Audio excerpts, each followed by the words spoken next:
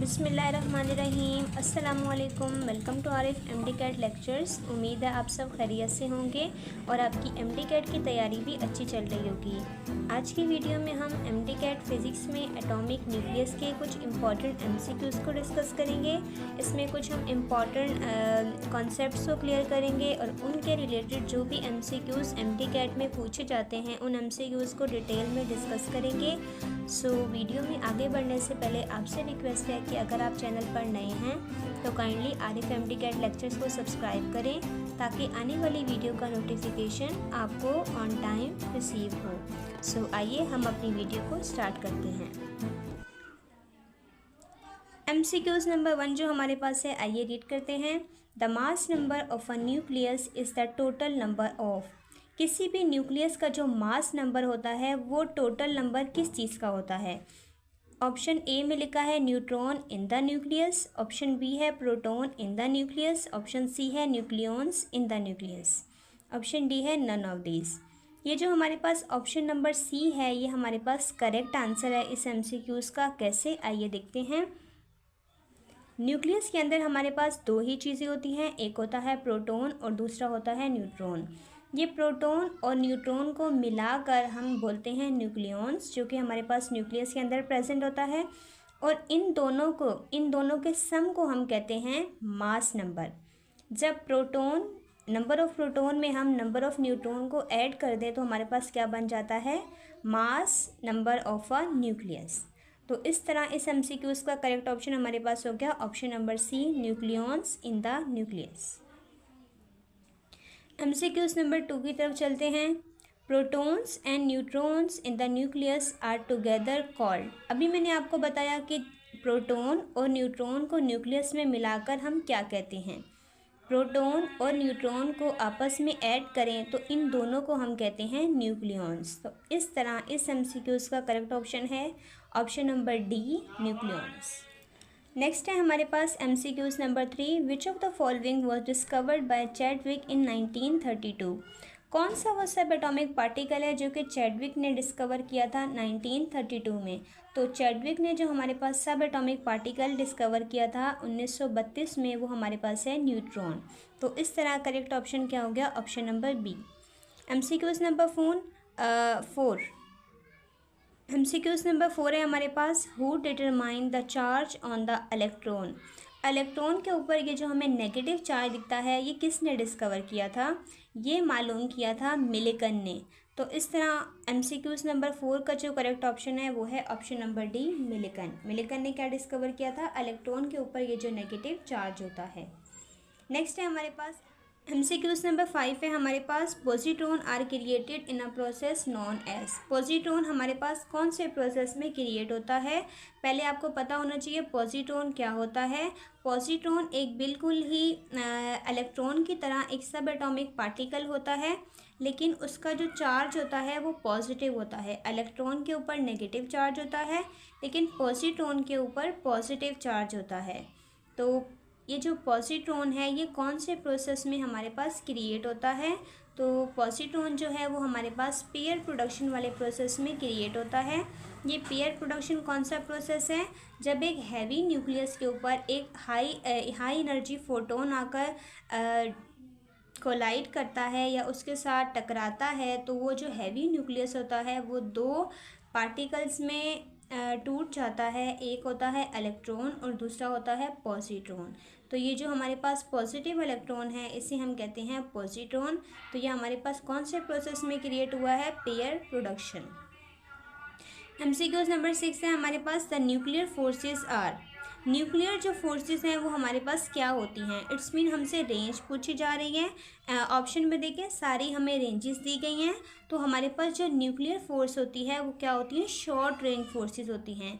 It's mean ये जो होती हैं ये डिस्टेंस वाइज बहुत ही छोटी होती हैं। अगर छोटे डिस्टेंस पे काम करती हैं, जैसे ही हम डिस्टेंस को बढ़ाएंगे न्यूक्लियर फोर्सेस क्या हो जाएंगी, वीक हो जाएंगी। तो nuclear forces are short range forces, ये हमारे पास है ऑप्शन नंबर बी में। नेक्स्ट एमसीक्यू है हमारे पास। The nuclear force exist between. Nuclear force हमारे पास किन के दरमियान होती है, ऑप्शन में है proton neutron, proton proton, neutron neutron, and option D में है ऑल ऑफ द अबव। तो ये जो न्यूक्लियर फोर्सेस होती हैं ये हमारे पास होती हैं बिटवीन न्यूक्लियॉन्स। अब न्यूक्लियॉन्स क्या होते हैं? न्यूक्लियॉन्स मैंने अभी आपको बताया था, प्रोटॉन और न्यूट्रॉन को अगर हम मिलाकर बोले तो वो न्यूक्लियॉन्स होते हैं। तो न्यूक्लियॉन्स में हमारे पास क्या क्या आ जाते हैं? Proton neutron, proton proton, neutron neutron. तो इस तरह हमारे पास जो न्यूक्लियर फोर्सेस हैं वो इन तीनों में एग्जिस्ट करेंगी। तो हमारे पास जो बेस्ट ऑप्शन होगा वो क्या होगा? Option number D, all of the above. आइए नेक्स्ट एमसीक्यूज रीड करते हैं। Isobars have. पहले आपको इस एमसीक्यूज को इस एमसीक्यूज के करेक्ट ऑप्शन तक पहुंचने के लिए पहले आपको पता होना चाहिए आइसोबार्स क्या होते हैं। आइसोबार्स हमारे पास ऐसे स्पीशी होती हैं जिनके एटॉमिक मास जो है वो हमारे पास सेम होते हैं, लेकिन एटॉमिक नंबर जो है वो डिफरेंट होते हैं।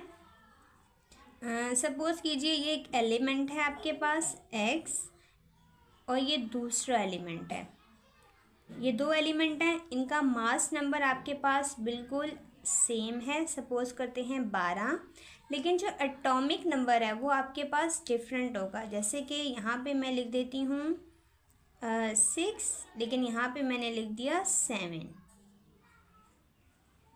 अब देखें, इसका एटॉमिक नंबर 6 है लेकिन इसका एटॉमिक नंबर 7 है, लेकिन मास नंबर दोनों का सेम है।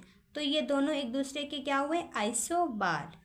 तो इस तरह एक नया एलिमेंट बन जाता है। आइसोबार क्या होते हैं? जिनका मास नंबर हमारे पास सेम होता है लेकिन एटॉमिक नंबर डिफरेंट हो। तो इस तरह इस एमसीक्यूज का करेक्ट ऑप्शन क्या हो गया? Option number B, same mass number but different atomic number. MCQs number 9 की तरफ चलते हैं। एमसीक्यूज नंबर 9 है हमारे पास, the nuclei which have same number of proton but different number of neutron are known as. इसमें हमें क्या हिंट दिया है? हमारे पास एटॉमिक नंबर जो है सेम नंबर ऑफ प्रोटॉन का मतलब नंबर ऑफ एटॉमिक नंबर हमारे पास सेम है, और नंबर ऑफ न्यूट्रॉन डिफरेंट होने का क्या मतलब है? मास नंबर डिफरेंट है। तो सेम नंबर ऑफ न्यूट्रॉन या same number of proton, same और डिफरेंट नंबर ऑफ न्यूट्रॉन क्या बताते हैं? कि वो हमारे पास जो स्पीशी है वो क्या है? आइसोटॉप। इसकी एग्जांपल है हमारे पास हाइड्रोजन की। देखें यहाँ पे नंबर ऑफ प्रोटॉन बिल्कुल सेम है, मतलब नंबर ऑफ प्रोटॉन को हम एटॉमिक नंबर भी कहते हैं। तो number of proton mean atomic number same है, लेकिन number of neutron mean mass number हमारे पास डिफरेंट है। पहले हाइड्रोजन का है 1, देन है 2, देन है 3। एमसीक्यूज नंबर 10 रीड करते हैं। Atoms of an element having same atomic number but different mass number are called. ऐसे एटम्स हमारे पास जिनका एटॉमिक नंबर तो सेम हो लेकिन उनका मास नंबर डिफरेंट हो।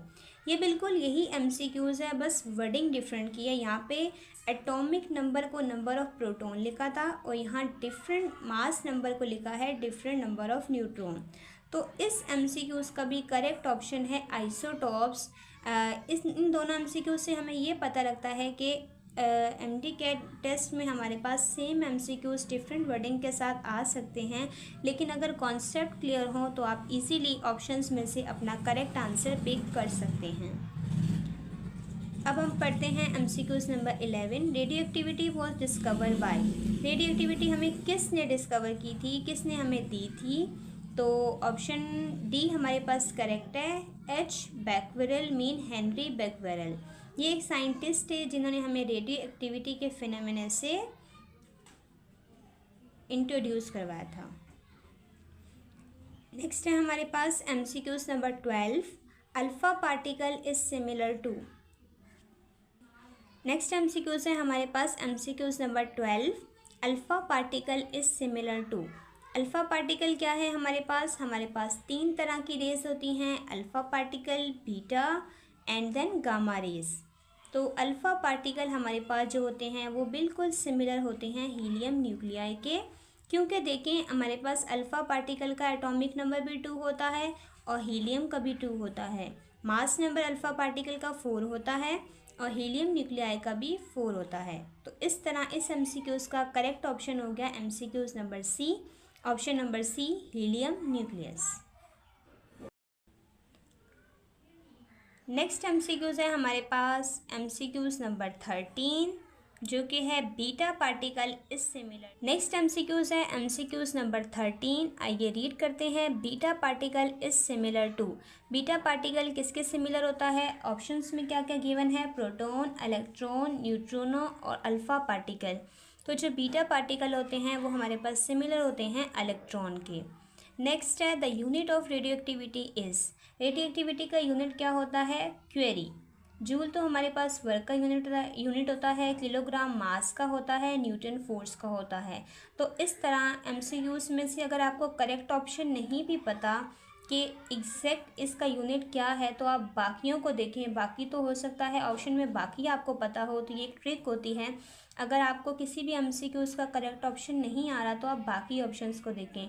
हो सकता है बाकी ऑप्शन के रिलेटेड आपकी कुछ ना कुछ नॉलेज हो। जैसे सपोज़ करें मुझे इसका आंसर नहीं पता तो मैं बाकी ऑप्शंस को देखूंगी। तो जूल क्या है हमारे पास? ये वर्क का यूनिट है, किलोग्राम मास का है, न्यूटन फोर्स का है। तो इसमें एक ही बच रहा है तो वो इसी का यूनिट होगा। यूनिट ऑफ रेडियोएक्टिविटी क्या है? क्यूरी। एमसीक्यूज नंबर 15 है the rate of decay. Decay हमारे पास क्या होता है? किसी भी चीज़ का टाइम के साथ डिक्रीज होना, उसे हम डिसइंटीग्रेशन भी कहते हैं। डिसइंटीग्रेशन पर time of a radio active element. Rate of decay it's mean किसी भी चीज़ का टाइम के साथ डिक्रीज होना। रेडियो एक्टिव एलिमेंट का क्या होता है? टाइम के साथ वो क्या होती है? डिक्रीज होती है। तो ऑप्शन नंबर बी हमारे पास करेक्ट है। जैसे कि हमारे पास हाफ लाइफ में हम पढ़ते हैं कि जो एक पेरेंट एलिमेंट होता है वो विद टाइम क्या होता है? डिके हो रहा होता है इनटू डॉटर एलिमेंट। तो वक्त के साथ साथ जो पेरेंट एलिमेंट होता है वो कम हो रहा होता है। तो क्या इसका ऑप्शन क्या होगा? Decrease exponentially with time.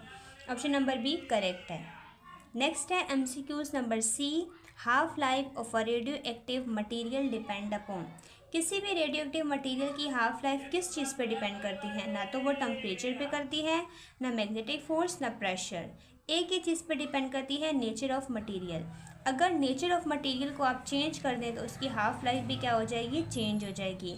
जिस तरह हमारे पास स्टूडेंट्स होते हैं क्लास में, उन तमाम की जो क्वालिटीज़ होती हैं वो अलग अलग होती हैं।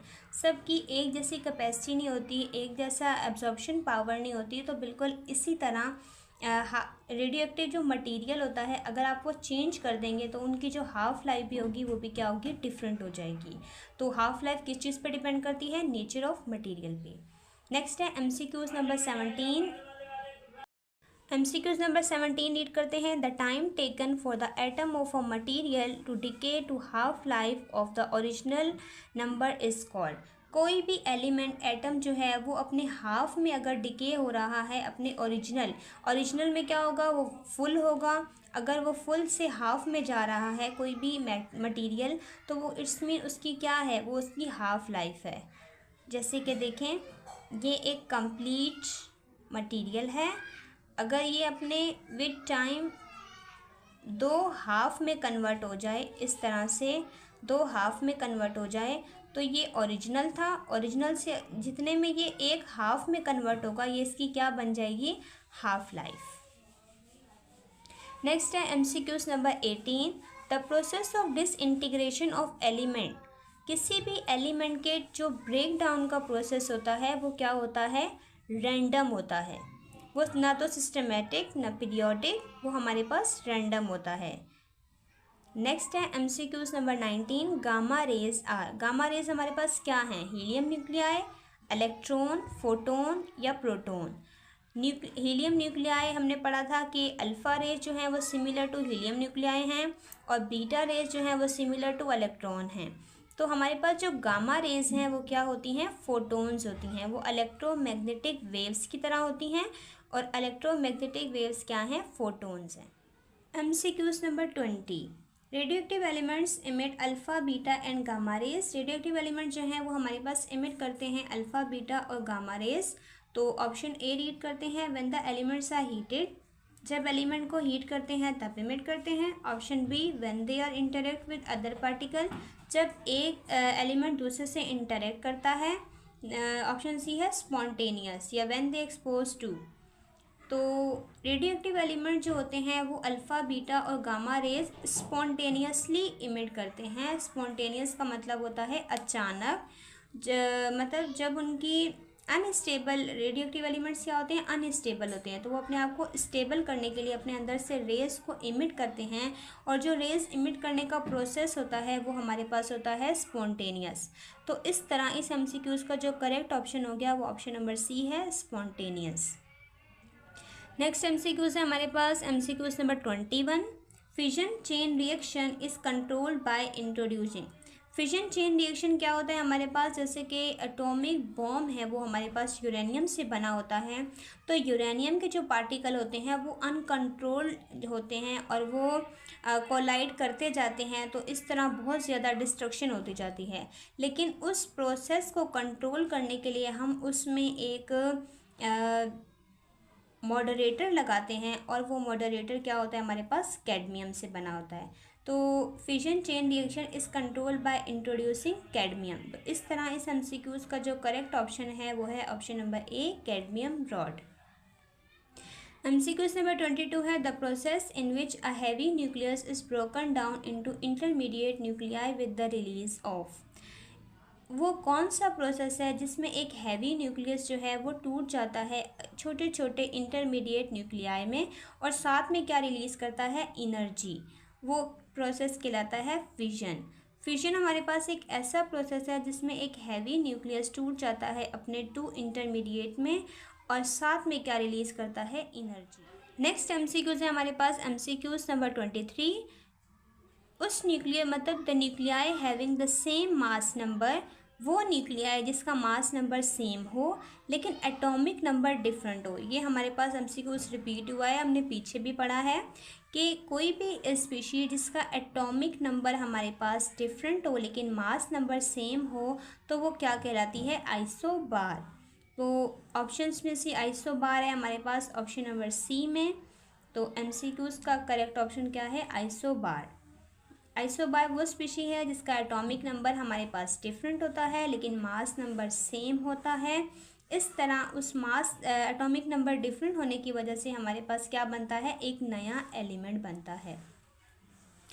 नेक्स्ट है MCQs number 24। One atomic mass unit is equal to dash mega electron volt. One atomic mass किसके बराबर है, तो वन एटॉमिक मास हमारे पास बराबर होता है 931 मेगा इलेक्ट्रॉन वोल्ट। तो इस तरह इस एमसीक्यूज़ का जो करेक्ट ऑप्शन है वो है option number A, 1 AMU is equal to 931 mega electron volt. Next है हमारे पास MCQs number 25। The sum of masses of constituent proton and neutron is. अगर हम प्रोटॉन और न्यूट्रॉन का सम कर दें तो वो हमारे पास क्या होगा, less than the mass of nucleus, greater than the mass of nucleus, equal to the mass of nucleus, या नन ऑफ दीज। अगर हम प्रोटॉन और न्यूट्रॉन का सम कर दें तो इन दोनों को हम कहते हैं न्यूक्लियॉन्स, और इसका मास हमारे पास हमेशा क्या होगा, ग्रेटर होगा न्यूक्लियस से। तो इस तरह इस एमसीक्यूज़ का जो करेक्ट ऑप्शन है वो है ऑप्शन नंबर बी। प्रोटॉन और न्यूट्रॉन का अगर हम सम कर दें तो वो हमेशा ग्रेटर होगा किससे, मास ऑफ न्यूक्लियस से। नेक्स्ट है MCQs number 26। The atomic bomb is an example of. Atomic bomb किसकी एग्जाम्पल है, एटॉमिक बॉम्ब हमारे पास एग्जाम्पल है uncontrol nuclear fission. Nuclear fission क्या होती है, जिसमें एक हैवी न्यूक्लियस जो होता है वो ब्रेक हो जाता है अपने स्मॉल पार्टिकल्स में और huge amount of energy release करता है। तो इस तरह ये हमारे पास जो एटॉमिक बॉम्ब है वो अनकंट्रोल न्यूक्लियर फिजन है। एमसीक्यूज़ नंबर 27 है moderator are use in the nuclear reactor. Moderator हम क्यों यूज़ करते हैं न्यूक्लियर रिएक्टर में, पहले मॉडरेटर क्या होते हैं। मॉडरेटर हमारे पास ऐसी डिवाइसेस होती हैं जो कि हम फिजन रिएक्शन को कंट्रोल करने के लिए यूज़ करते हैं, ताकि उनको हम उनकी जो न्यूट्रॉन्स की पावर है उसको कम करें और उसको हम अपने अकॉर्डिंग जितनी हमें चाहिए हम उतनी रिलीज़ करवा सकें। तो मॉडरेटर एक ऐसी डिवाइस होती है जो कि हम न्यूक्लियर चेन रिएक्शन में या न्यूक्लियर रिएक्टर में यूज़ करते हैं, किस लिए, स्लो डाउन द न्यूट्रॉन। तो इस तरह 27 एमसीक्यूज़ का करेक्ट ऑप्शन क्या है, option number B. Moderator are use in nuclear reactor to slow down the neutrons. MCQs number 28 है which of the following is used as moderator in the nuclear reactor. Nuclear reactor में हम कौन सा moderator use करते हैं, अब हमें exact नाम बताना है। तो इन ऑप्शंस में से हमारे पास जो करेक्ट ऑप्शन है वो है option number B, graphite. Graphite को हम एज अ मॉडरेटर यूज़ करते हैं न्यूक्लियर रिएक्टर में। ग्रेफाइट के अलावा और भी हैं जो यहाँ पे आपकी नॉलेज के लिए मैंने लिखे हैं, हैवी वाटर, बेरिलियम और दूसरे ऑर्गेनिक कंपाउंड को भी हम यूज़ कर सकते हैं as a moderator in nuclear reactors. MCQs number 29 है, व्हेन 2 और more light nuclei combine together to form heavy nucleus and release energy. जब दो या दो से ज़्यादा छोटे छोटे न्यूक्लियाई कंबाइन होकर एक बड़ा न्यूक्लियस बना लें, बड़ी न्यूक्लियाई बना लें और साथ में वो हैवी एनर्जी को भी रिलीज़ करें, तो वो प्रोसेस हमारे पास क्या कहलाता है, न्यूक्लियर फ्यूजन। ये हमारे पास दो प्रोसेस होते हैं, एक फिजन एक फ्यूजन। फिजन में हमारे पास क्या होता है, ब्रेक डाउन का अमल होता है, बड़ा न्यूक्लियस टूट जाता है छोटे छोटे में, और जो फ्यूजन होता है वो हमारे पास क्या होता है, जब छोटे छोटे न्यूक्लियाई मिल के एक बड़ा न्यूक्लियाई बना लें और साथ में क्या रिलीज़ करें, एनर्जी। तो जिसमें हम छोटे न्यूक्लियाई को मिला के एक बड़ा न्यूक्लियाई बनाएंगे वो क्या है, न्यूक्लियर फ्यूजन। लास्ट MCQs है हमारे पास, but not least, the mass of fissionable material needed for self sustaining chain reaction is called. वो मास हमारे पास क्या कहलाता है फिजनेबल मटेरियल का, जो हमें नीड होता है सेल्फ सस्टेनिंग चेन रिएक्शन के लिए। चेन रिएक्शन हमारे पास क्या होता है, जैसे कि मैंने आपको एग्जांपल दी, यूरेनियम है। यूरेनियम हमारे पास एक 92 उसका एटॉमिक नंबर होता है, बहुत ही हैवी एटॉमिक एलिमेंट होता है।